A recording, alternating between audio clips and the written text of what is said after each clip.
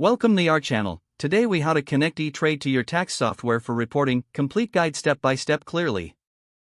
Begin by logging into your E-Trade account using your username and password. Navigate to the Accounts section once you are logged in. Look for the option labeled Reports in the main menu. Click on Reports to access your account statements and tax documents. Select the year for which you need tax documentation.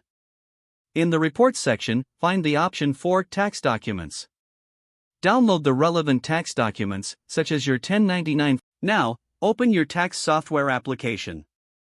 Locate the section in your tax software that allows for importing tax documents. Select the option to import documents from an external source. Choose the file type compatible with your tax software. Upload the downloaded E-Trade tax documents you saved earlier. Follow any additional prompts your software may provide to complete the import process. Review the imported data to ensure accuracy. If necessary, make any adjustments or additions in your tax software. Complete your tax return as guided by your software, using the imported E-Trade data. Finally, save your progress and follow your tax software's instructions for filing. If the page does not load, refresh the browser or try again in a private or incognito window.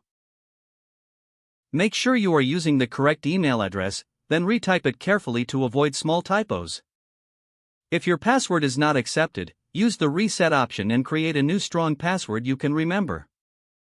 Check your spam folder for verification or security emails, then complete any requested confirmation steps.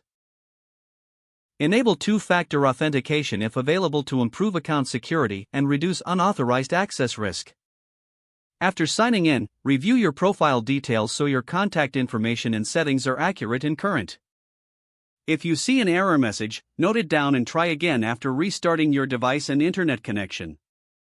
Log out when you finish, especially on shared devices, to keep your account and payment information secure. If the page does not load, refresh the browser or try again in a private or incognito window. Make sure you are using the correct email address, then retype it carefully to avoid small typos. If your password is not accepted, use the reset option and create a new strong password you can remember. Check your spam folder for verification or security emails, then complete any requested confirmation steps. Don't forget to like this video and subscribe to our channel for more step-by-step tech guides.